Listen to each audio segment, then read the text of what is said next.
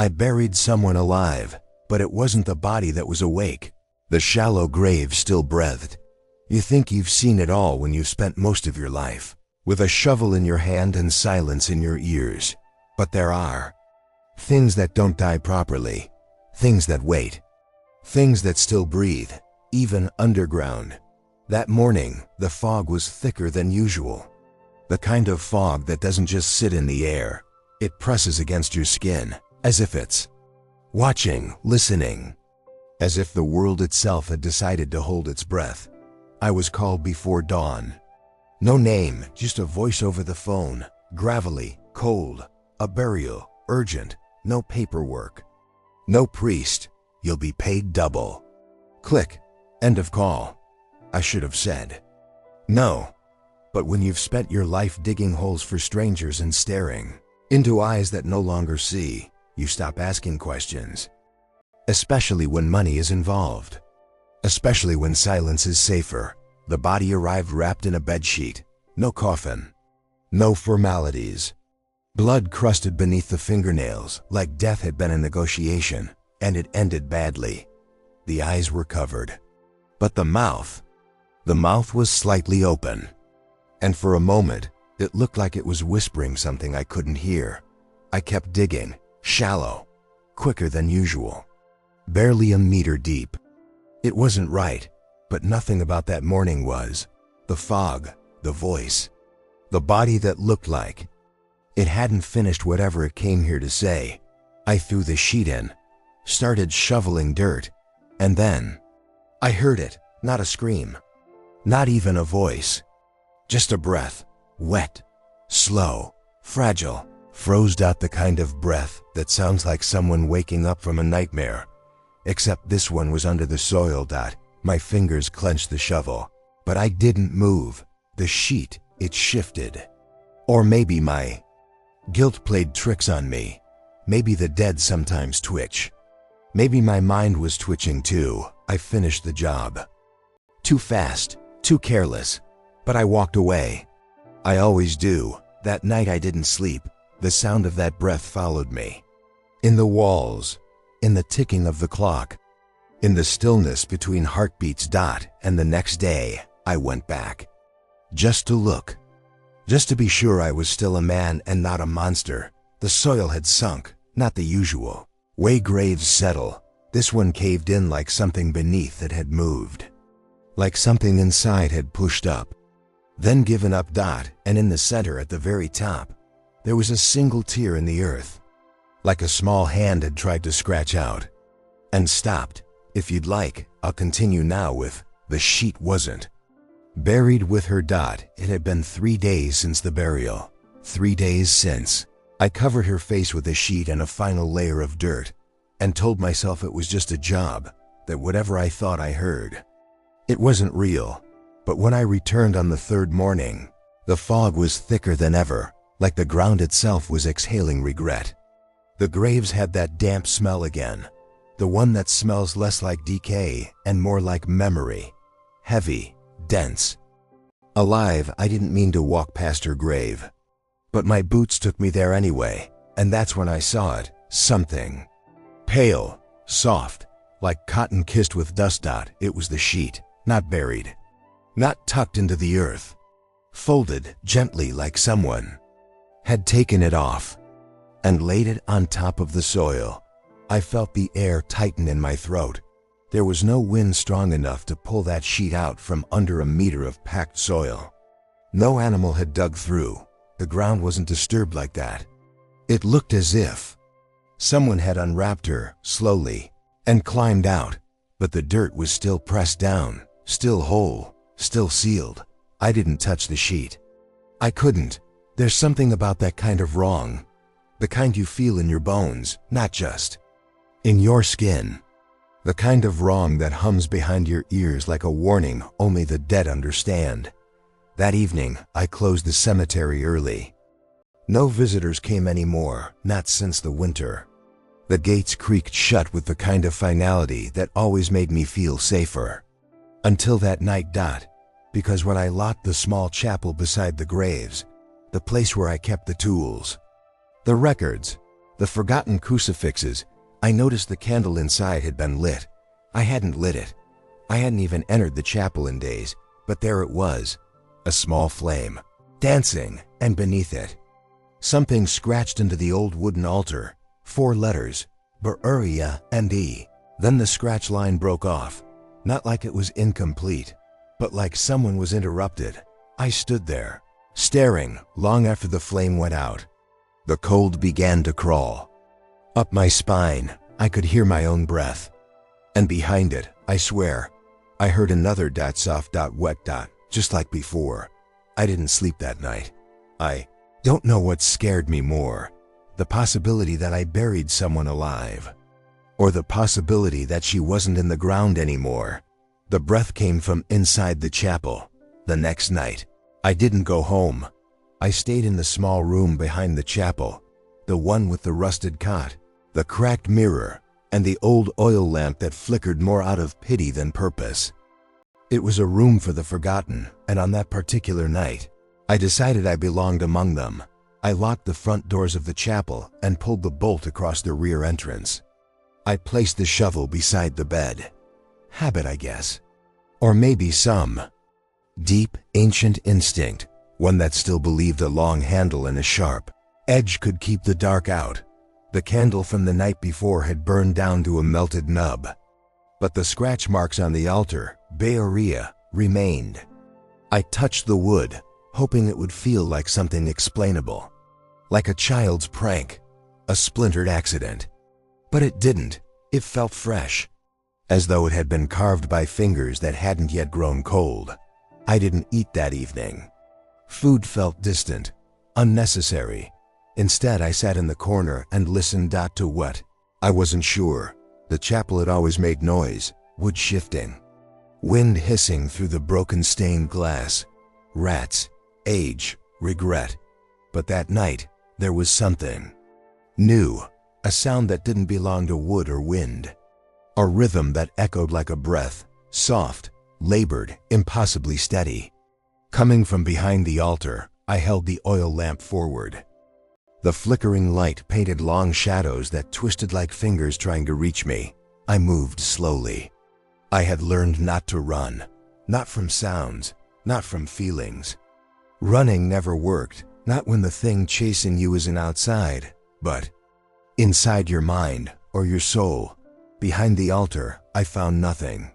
Just dust, old hymn books, and an antique cross that had long since lost its holiness. But the sound didn't stop. It followed me. It moved with me. It breathed inside the chapel, not beside me, but within the very walls. And then I remembered something. A priest, long gone now, once told me that the chapel had a crawl space, not for maintenance, but for burial. Back in the early days, he said, they used to inter certain clergy beneath the chapel floor. Sacred ground, final penance, but they stopped. Because sometimes the floorboards made noise. I dropped to my knees. I ran my fingers along the base of the altar, pressing, searching. And then, there it was, a gap so small it could have been overlooked for 100 years, but it was there. A narrow slit where the wood met stone. A draft leaked through it, cold, damp, like the breath of something not quite dead. I found an old crowbar behind the confessional. I returned to the altar, slid the metal between the planks and pried. The wood groaned like it didn't want to give up its secret. But eventually, it splintered. Beneath it, a hole. Dark, narrow, deep. I lowered the lamp, expecting dust, cobwebs, bones maybe. But what I saw made me drop the lamp entirely, because she was there, curled up in the darkness, eyes open. Alive. She didn't scream. Neither did I. We stared at each other, one above ground, one below, separated by planks and decades and truths too old to be spoken. Her face was pale, but not dead. Her lips trembled, as if they wanted to speak but had forgotten how. Her eyes, God, those eyes, were awake, not just open. Awake. She raised one hand, slowly, weakly, not for help, but to show me something, clutched between her fingers. Was the bedsheet the same one I had? Buried folded clean unstained she hadn't climbed out of the grave she had never been there to begin with. I don't remember how long I stood there. I think time stopped caring eventually I reached down. My hands shook, not from fear, but from something older. A kind of awe, maybe. Like touching something sacred and broken all at once. I helped her out. She weighed almost nothing. Like grief. Like silence. She stood barefoot on the chapel floor, breathing in air like it hurt and then she said a single word. Why? It wasn't a question. Not really. It was a memory shaped like sound. A lament that asked the earth, the sky, and everything. Between why she was still here, why the ground refused her, and why the living buried her all the same, I didn't answer. How could I?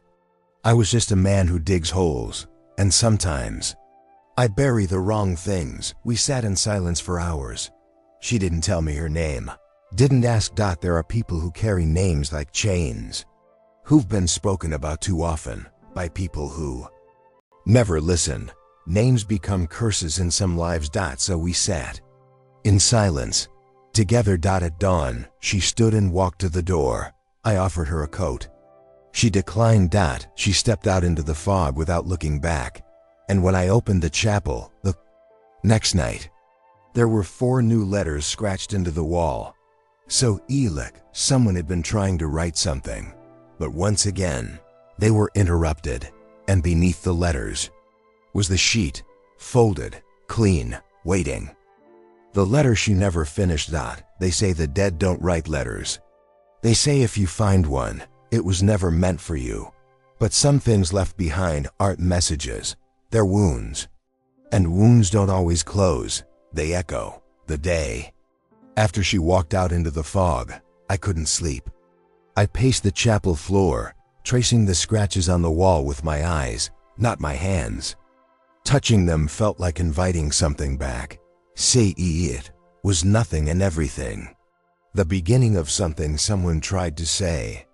Or maybe the end of what they never dared to. By midnight, the wind outside had begun to howl, not scream, not wail.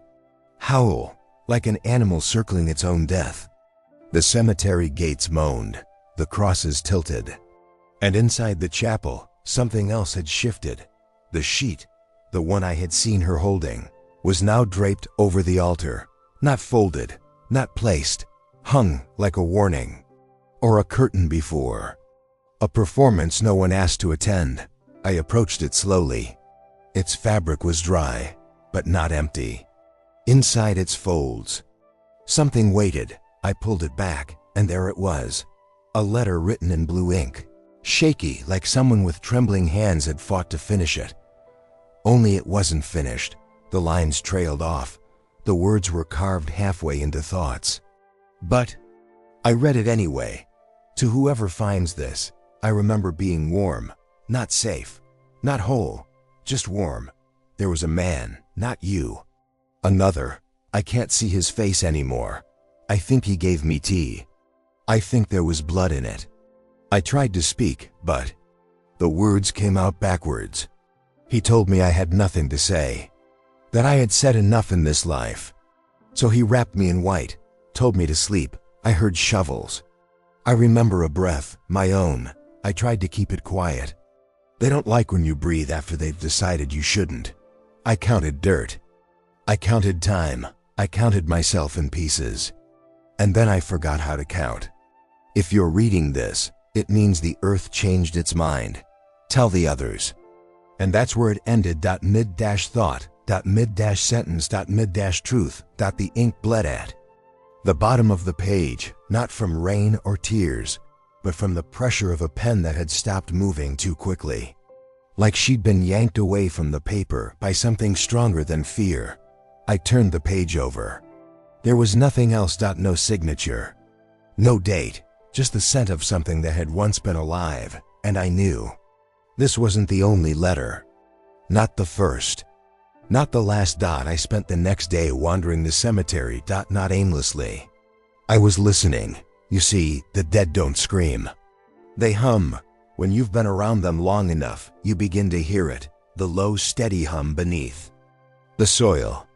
The kind that isn't sound, but presence. That day, it was louder than I'd ever heard it. And it came from the oldest section, the part no one visits, where the tombstones are so weathered they've forgotten their names. There, beneath a tree that should have died a century ago, was a grave I didn't recognize. Unmarked, fresh. The soil had been disturbed. Not by me. Not recently. By something else. There was no headstone. No date. Just a stone placed carefully in the center, flat, square, and cracked. And on that stone, in the same trembling handwriting, I tried again. They still heard me. That night, I dreamed of her. Not the way she looked in the crawl space. No. This time, she was standing over a desk, pen in hand, hair draped over her shoulder like a veil of shadow. She was writing fast, furious, not letters, not confessions, but names, names I couldn't read, names I felt like I should have known. And behind her, a man, faceless, motionless, with his hand on her shoulder. And every time he touched her, her writing slowed, until she was no longer writing, just pressing ink into the paper, as if trying to bleed the truth out through force alone. I woke up gasping. The chapel was too quiet. I stepped out into the cold. The night was still, and yet the trees moved as if something were brushing past them. Something tall, deliberate, returning. And on the chapel door, scratched not with a blade but a fingernail, was a single word. Listen. I know what that means now. She wasn't trying to write a story. She was trying to leave a trail. Each letter, each mark, each breath. It wasn't just about her. It was about them. The others. The ones who breathed silently beneath our feet. The ones who were buried before their voices stopped. The ones who were silenced, not lost. And now they want to be heard. The silence that wanted to speak. Silence isn't empty. It's not the absence of sound. It's the weight of things left unsaid. And in my line of work, silence is the loudest thing I've ever known. That night, I didn't return to my room behind the chapel. I slept inside the mausoleum. I know how that sounds. But the dead are honest. It's the living that haunt you. The mausoleum was built in 1883. No family visits it anymore. No flowers. No name plates. Just stone vines and stories whispered through cracks in the ceiling. I brought only one item with me, the letter, her unfinished voice, trapped in ink and fear. I set it on the cold slab beside me, lit a small oil lamp, and waited. Not for sleep, but for the silence. You see, once you learn how to hear it, the real silence, the kind that presses into your chest like a hand, you start to understand things no one else can. And that night, it began to speak. It didn't use words. It used memories. I closed my eyes, and suddenly I wasn't in the mausoleum anymore. I was in a room, small, damp, lit by a single, flickering candle. She was there. The girl from the crawl space, but younger. And not alone. There were voices outside the door, arguing. Furious, she held a small box in her lap, a music box. Its lid was open, but no sound came from it. Only a photo, faded, torn. 2 children, holding hands beside a grave, and a note tucked behind the image. Don't let them hear you. The ground listens. She closed the lid, trembling. The voices outside grew louder. And then, the door swung open. Light flooded in, and she whispered, "I'm not ready." Then the dream ended, and the silence in the mausoleum breathed.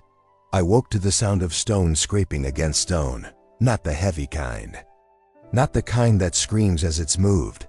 This was slow, intentional, like fingers tracing the outline of a thought. I turned toward the far wall of the crypt. There, in the dust, were footprints. Bare, small, leading toward the oldest tomb, the one no one ever opened. The one sealed with an iron clasp so rusted, even time seemed afraid to touch it. But now, the clasp was open, The door, slightly ajar. Inside, there was no body, only a piece of folded cloth. The same sheet. Always the same sheet, but now stained with letters. Written in blood, not poured, not splattered, written, each line carved like a diary onto the fabric. They promised to bury me, but they buried my voice instead. I screamed into the ground. It screamed back. Silence is not peace. It's punishment. And in the final line, traced so faintly I had to squint to see it, you can't dig up what still breathes unless you listen. I sat on the floor of the tomb. I unfolded the cloth fully. It was larger than I thought. Not a bedsheet. A shroud. The kind used to wrap the bodies of those whose deaths are shameful or inconvenient. The kind used when someone isn't supposed to be remembered. My hands trembled because I realized what she was doing. She wasn't just writing for herself. She was writing for all of them, all the ones who had screamed and been buried before. The echo reached the air. I left the mausoleum as the sun began to rise. The sky was purple, the trees still, the ground tense. It was then I heard it. For the first time, clearly, a voice, a woman's voice, but not loud, not angry, desperate. He still hears me, even now, even here. It came from behind a row of headstones so old their inscriptions had vanished. I followed it. And found nothing, except a grave newer than the others, but not fresh. Marked with a single stone. A date. No name, but on the soil, I found something else. A pen, uncapped, ink dried on the tip. And beside it, carved into the base of the stone, let me finish. I returned to the chapel with the shroud in my hands and dirt on my knees, and I made a decision. I would help her finish the letter, not by writing it, but by listening to what still wanted to be said. I opened the drawer where I kept the old cemetery maps, the original blueprints, and I saw something I'd never noticed before. Beneath the chapel, beneath even the crawl space, there was another room. Sealed, forgotten, never marked. It had no door from inside the chapel, only one entrance, from under the earth. I grabbed my shovel, and for the first time in my life, I wasn't digging a grave. I was digging up a silence that had waited too long. The soil above that forgotten room was damp, but soft, like it had been dug before. I worked through the night. My muscles burned. My breath froze in the air. But I kept going, because I knew she was waiting. And when my shovel hit stone, hollow, cracked, I knew I had reached it. The forgotten chamber. I pried it open, and inside, they were all there. Letters. Hundreds. Some stained, some burned, some carved into wood, cloth, even bone. None finished, all interrupted. They say the dead don't speak, but they do. They speak in the silence that presses against your chest when you walk past an unmarked grave.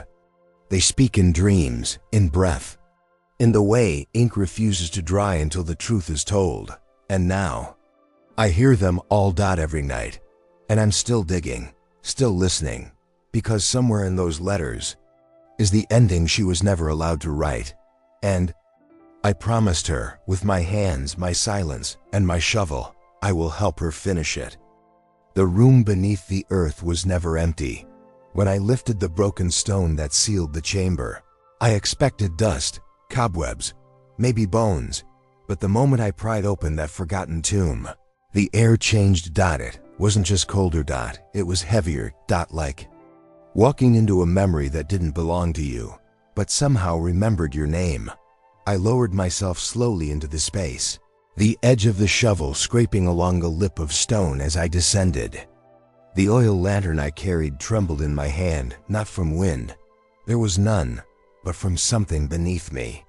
Something that pulsed with a rhythm I didn't yet understand. The walls were close, the ceiling low. Stone walls framed the square chamber, and the floor was soft. Not soil, not dirt. Something in between. Like memory turned to earth. At first glance, it looked empty. But then I saw them. The letters. Hundreds of them. Some stacked, others scattered. Folded cloths with ink still fresh. Scratches along the walls. Old pages nailed to wood with rusted pins. A graveyard of unfinished confessions. But none of it was random. There was intention in the chaos. Like each voice had laid its truth exactly where it wanted to be found. I moved slowly, eyes adjusting to the flicker of the lamp. The silence inside this room was different from anything I'd known. It wasn't the silence of death. It was the silence of interruption. And somewhere within it, I could hear breathing. In the far corner of the chamber was a wooden chair, decayed by time, but still upright. On it sat a figure, wrapped in the familiar white cloth. Head bowed, hands open. I didn't move closer. Not yet, because even from across the room, I could see the paper in their lap, unfolded. Blank. But as I stepped forward, words began to appear on the page, not written by a hand, appearing, one by one. As if pulled from beneath the surface of the paper, like confessions rising from dirt. The first line, you found the place they tried to forget. Then, now it will remember you. I wanted to speak, to ask who they were, who she was, what this was, but my throat tightened because I realized this wasn't about asking. It was about listening, and I had interrupted. I lowered the lantern. I waited. And then the walls began to whisper. Not with words, but with the soft scrape of pens on paper, the drag of nails over stone, the sound of breath held too long. And in that moment, I understood. This room was never empty. It was always listening, and now it had decided to answer. I knelt beside the figure in the chair. Gently, I reached for the paper. It was warm, not from fire, from presence. The words had stopped forming, but one last line had appeared at the bottom. She wrote until they took her hands. I looked up. The figure didn't move, but in its lap, beneath the paper, were two objects, a fountain pen and a locket. I opened the locket. Inside was a photo, the girl from the crawl space, alive, smiling, young. And beside her, another girl. Identical. Twins. Only this one had no name. No trail. No letters. Only this image, proof that she existed, proof that she had been erased. I left the pen and the locket in place. Some stories don't belong in hands like mine. Some stories ask only to be witnessed. And I was finally ready to do that. I sat down on the cold ground, surrounded by the letters. I began to read, one by one. Each voice, each name, each breath that had been buried too soon. They weren't just confessions. They were records. Of silenced women, of punished men, of children told to forget, of voices locked in walls, floors, cellars, and called crazy when they screamed. Each letter ended the same way, finish me. And I finally understood what the girl had meant.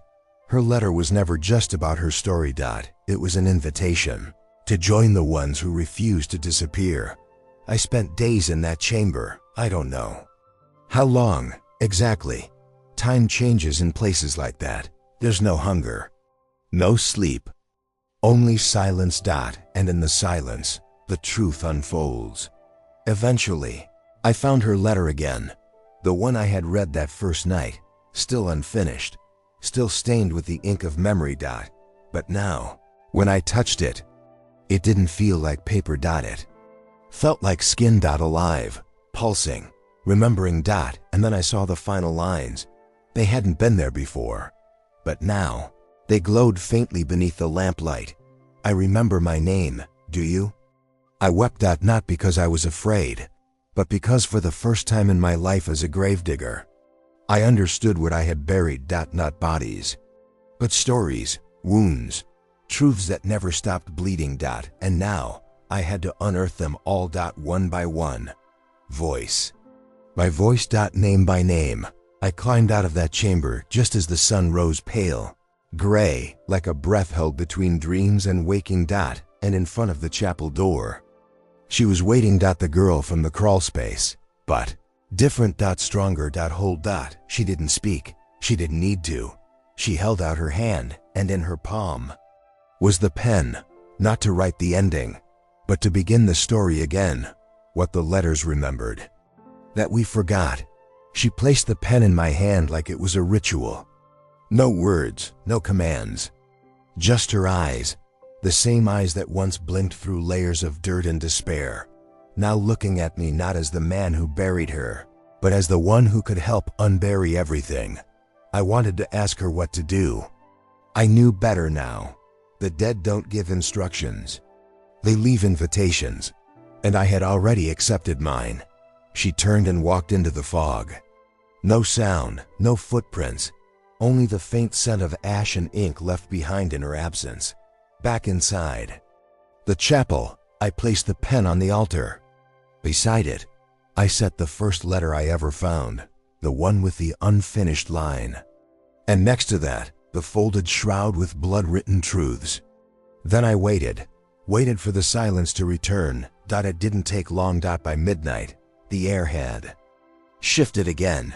The floor hummed, the oil lamp dimmed, and the chapel began to whisper, not loudly, not in language, but in memories pressed into stone. And then I saw it. One by one, the letters began to move. I don't mean they fluttered. I mean they rose, lifted off the altar like breath, circling in the air like moths made of grief and paper. They spun slowly, deliberately, as if they were trying to remember themselves. Then, one landed in front of me. Unfolded. Empty. But warm. I picked it up. And before I could speak, it spoke to me. Not in words, but in feeling. I was inside a memory. A room. A windowless basement. A girl, maybe 13, sitting on a chair that looked too big for her. She was writing. No, she was trying to, but each time she lifted the pen, a voice from the stairwell interrupted. You're not allowed to say that. You're making it up. You're going to ruin everything. Each sentence was like a gust of wind that blew the paper from her hand. Still, she tried. She wrote a name. It burned into the page like a wound, then a date, then a place, and just before she could finish, the door opened, the light above her vanished, and the memory ended. I was back in the chapel. The letter in my hand had changed. It was no longer blank. The name she wrote, the one she wasn't allowed to speak, now bled through the page in ink as dark as soil. Lena. Nothing else. Just a name. But somehow, that single word carried the weight of years of silence. I placed the letter beside the pen. And one by one, more began to rise, each a memory, each a story interrupted, each name a scream that had never reached the air. They told me I was a gravedigger, but now I know. I've always been a librarian. Not of books, but of unfinished truths, buried beneath excuses, denied by time, left in shadows. Each letter, each scrap, each stain, they were all records of people who had been told they were too loud, too strange, too broken, too much. And now, they were remembering themselves through me. I stopped digging graves. Instead, I started digging through the records. Old maps, burial logs, death certificates, church files, and I found them. The ones without names, the ones lost in fire, the ones accidentally cremated, the ones buried without ceremony, the ones with families that never came. I matched each to a letter, and for the first time in the chapel's long, aching history, I began to speak the names out loud. Lena, Marisol, Amal, Jean, Mariette, Tom. With each name, something shifted. The walls grew warmer, the candles stayed lit longer, the dreams became clearer.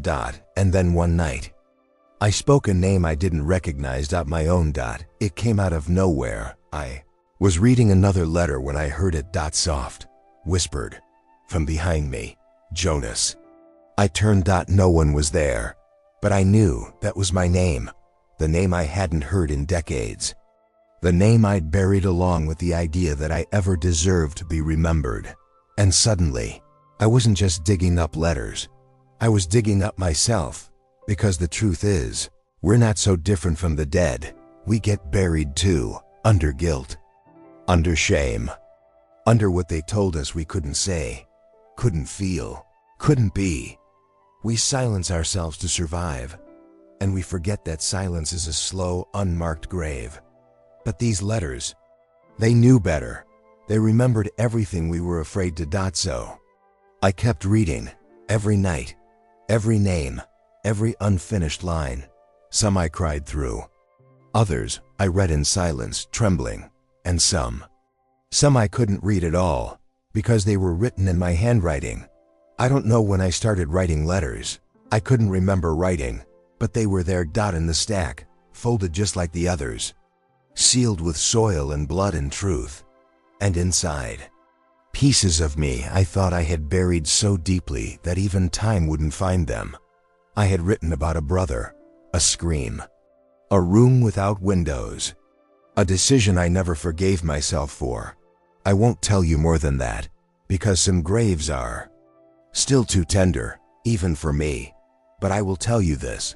When I finished reading that letter, the chapel doors opened all on their own and outside, in the mist. They were waiting, not just her all of them. They stood in the fog, not angry, not vengeful patient. Because the dead are never in a hurry. Only the living are afraid of time. I stepped outside. The wind was still, the air heavy with memory. And as I walked toward them, they did not vanish. They bowed one by one. Then they turned and walked into the mist, leaving only one thing behind. A final letter, still sealed, unopened, waiting for me to decide. Would I read it? Or would I bury it again? The letter that had my name on it.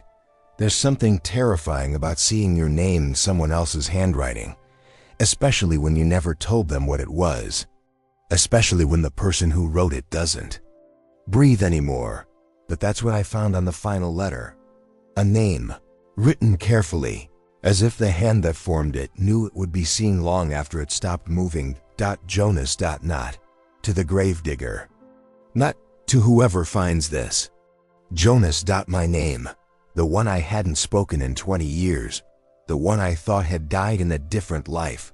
The letter was sealed, waxed with a strange dark resin that smelled faintly of rain and ash. The paper was thicker than the others, older, almost like skin. I stood at the chapel's altar, alone with it. The oil lamp beside me flickered. The silence stretched long, like breath before a scream. I broke the seal, and the letter breathed. Jonas. It began. I don't know if you remember me, but I remember you. I paused. Not from fear, from the sudden pressure in my chest, a memory trying to surface. We were children together once. Before all the soil, before the silence. You used to sit beside the creek with your shoes off, talking to the wind like it answered you. I closed my eyes. I remembered that creek. Barely a yay. Place where the water laughed softly and carried leaves like secrets. You stopped talking the day they took your brother. They said it was fever, but I remember the scream. A flash, a hand on my shoulder, a voice saying, "Don't go down there." A door slamming, a silence that didn't end. I turned the page. The handwriting had changed. It grew shakier, more urgent, as if the writer's hand was racing against something closing in. You started digging that day, with your hands at first, then with tools, then with silence. You've been digging ever since. I leaned on the altar. Not from weakness, from weight. There is no gravity heavier than truth, especially when it returns from a place you swore you'd never revisit. Asterisk, asterisk. You buried more than bodies, Jonas. You buried a name. Not just your brother's, your own. The candle beside me flickered, but it didn't go out. Somehow, the flame understood. It burned softer, more patiently, like it too was listening now. I continued reading. We all become gravediggers when we decide it's safer to forget. But forgetting is a shovel that never stops. And one day, you'll dig deep enough to find yourself looking back. The next lines were smudged. Water damage? Tears? I'll never know. But they blurred just enough that I had to feel the words more. Then read them. You didn't kill him. You only stopped trying to remember. And then came a question. Do you want to remember now? I let the letter fall to the altar. Not because I was finished. Because it wasn't asking for answers. It was asking for permission. Not to tell me something, but to let me feel it. I walked to the chapel's mirror, the one that had cracked years ago during a winter storm. Hadn't looked into it in ages. The man staring back was thinner, older, but there was something behind the eyes. Child. Still barefoot, still sitting by the creek, still waiting to be called back. I returned to the letter. The final lines waited. There's one more grave, Jonas. It doesn't belong to the others. It doesn't belong to the silence. It's yours. You dug it a long time ago. And you left something inside it. The letter gave no map. No clue. Just this.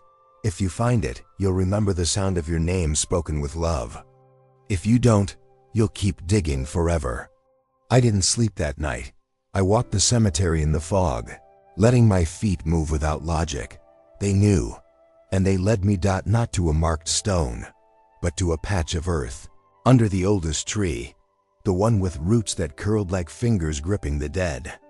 Had walked past it 1,000 times, but I'd never listened, never heard the hum beneath it. Until now, I set the lantern down, pressed my palm against the earth. Warm. Breathing. I dug with my hands. The soil gave way easily, like it had been waiting for me, like it recognized me. Only a foot or two down, I struck something. Not wood. Not bone. Metal.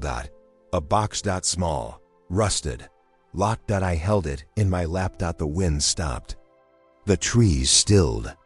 Even the dead seemed to hold their breath. I opened it. Inside, a photograph. 2 boys, barefoot, beside a creek, one grinning, the other, me, staring at him like he was the sun. I remembered him. Eli. My brother. He had laughed, like the world could never hurt him, and I had believed it. I lifted the photo. Beneath it, a cassette tape, handwritten label, Jonas, don't forget. I no longer owned a tape player, but the letter had done its work. I didn't need to hear the sound, because the sound was already inside me. A voice, a laugh, a promise whispered once under the stars. If you ever forget, I'll remind you. Even if I have to dig you up myself. I laughed. Then I cried, and for the first time in my life as a gravedigger, I felt whole. I placed the box back into the earth, but I didn't bury it. Not this time. I planted flowers around it. White ones, silent ones. Not to forget, but to remember. Back in the chapel, I lit every candle. The room glowed. Not with fire, but with names, letters, pages, voices. They weren't angry. They weren't broken. They were alive, and I finally knew why I had stayed here all these years. Not to bury the dead, but to help the dead speak, and maybe to finally speak myself. The last shovel of dirt never fell. There's a moment, just before the final shovel of dirt hits the coffin, when time seems to hold its breath. Gravediggers know this moment well. It's not dramatic, not thunder or weeping, or final goodbyes. It's quieter than all that. It's recognition. The grave recognizes who it's receiving, the earth who it's returning. But I now know that last shovel of dirt, it doesn't always fall. Not when the story underneath isn't done. And in the case of those letters, those names, those whispered truths buried in pages and dreams, the story was never done. The night after I found the letter with my name, something changed. Not outside, not in the wind or the trees or the sound of dirt shifting in the cemetery. It changed in me. I stopped walking like a man afraid of ghosts, because I'd realized something. Ghosts aren't here to haunt us. They're here to be remembered, and we don't bury them because they're dead. We bury them because we're afraid. They're still alive inside us. That fear, It's heavy, heavier than any casket I've lowered into the earth. The chapel had become different. Now it no longer felt abandoned or cold. It felt watched, witnessed. The letters no longer fluttered on the altar. They sat neatly, quietly, as if finally resting. But I couldn't shake the feeling that something remained, not undone, but unfinished, like a candle that had burned for hours and still refused to die. And it came to me the next evening, as I sat alone with the altar open, the photograph of my brother between my hands. There was still one grave I hadn't returned to. Not one I dug, but one I had walked past over and over again, because I didn't want to know who or what had been buried there. The first grave I'd ever stood over. I was 15. The cemetery was different then, less overgrown, more supervised. I had only just started working with the old caretaker, a man named Gerard, who smoked through his gloves and hummed old Catholic hymns as he filled holes in the earth. One day, we arrived early. There was a burial that morning. No family present, no priest. Just a small wooden box and a form marked Jane Doe, 'cause silence.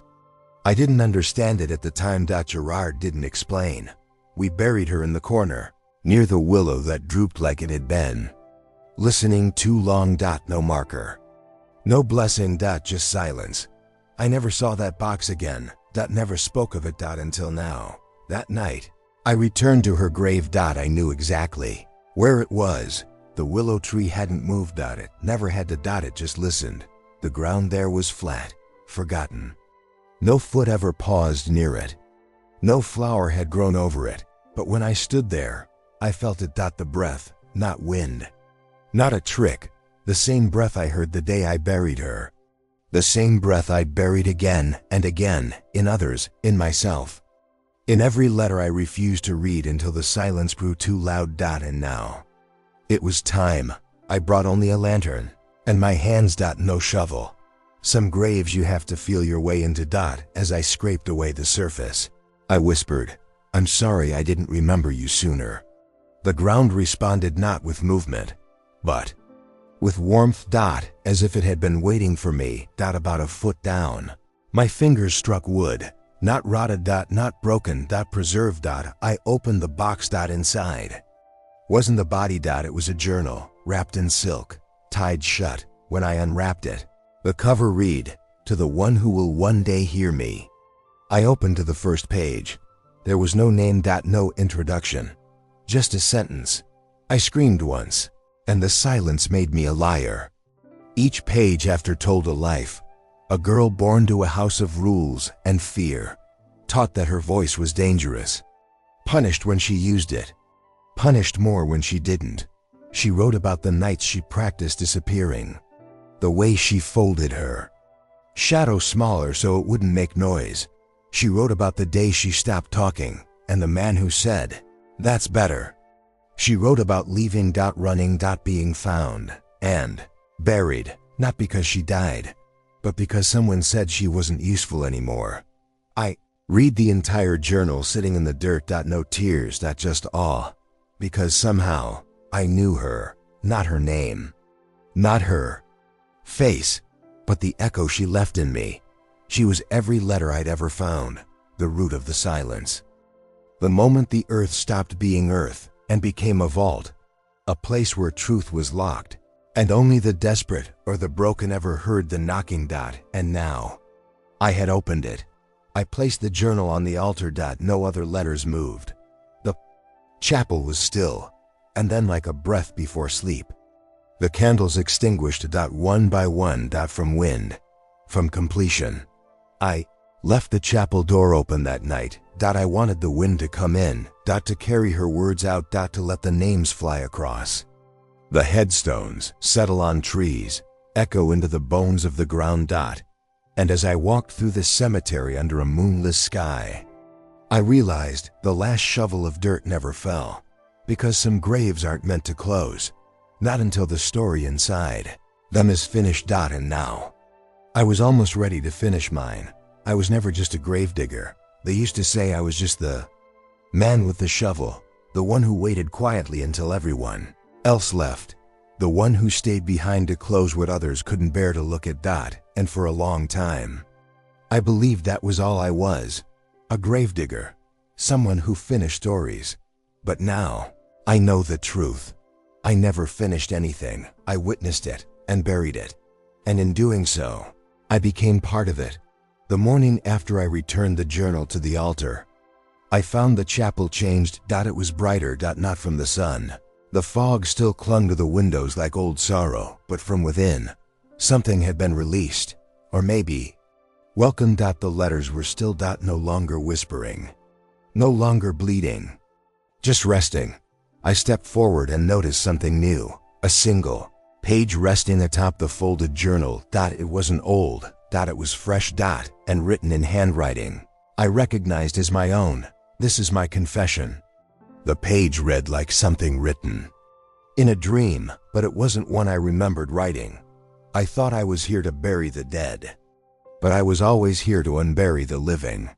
The words hit me like a bell deep inside the chest, the kind of sound that doesn't echo in your ears, but in your soul. I sat down at the altar, beside the journal, the page, and the pile of letters that had carried voices from the dust to the light, and for the first time, I let the silence fall without fear. No longer a wall, no longer a grave. Now it was a field, open, ready, fertile. I picked up the pen and I began to write. I didn't write their names. They had written themselves. I wrote mine. Jonas. I wrote the creek, the brother, the door I wasn't supposed to open, the screams I wasn't supposed to hear, the nights I buried memory under obedience, and the day I picked up a shovel and believed that was all I'd ever be. The truth is, I don't remember when I stopped talking. Only that one day, my voice felt like it belonged to someone else. And silence felt safer, because if you don't speak, no one can mishear you. No one can turn your truth into a lie. But the dead, they don't lie. They whisper what you buried, even when you've forgotten how to listen. And when you finally do, they remember you. When I finished the letter, I folded it once. I placed it in the center of the altar. I didn't label it. I didn't need to, because the moment I set it down, the chapel exhaled a long warm breath, not from lungs, but from release. The kind that only comes when something is finally allowed to rest. And I knew it was time. I walked through the cemetery one final time. Every grave felt familiar, not just because I dug them, but because I'd heard them. I'd seen what others forgot. I'd carried what others refused, and in doing so, I'd found myself. Not in a single name, but in the space between names. In the breath that remains after the last word. They say when someone dies, a bell rings in the next world. Maybe that's true. But I think sometimes when someone finally speaks, a bell rings in this one too. And the echo, it wakes up everything we tried to bury. That evening, I returned to the small room behind the chapel, the rusted cot, the cracked mirror, the coat I'd worn through 30 winters. I folded it all.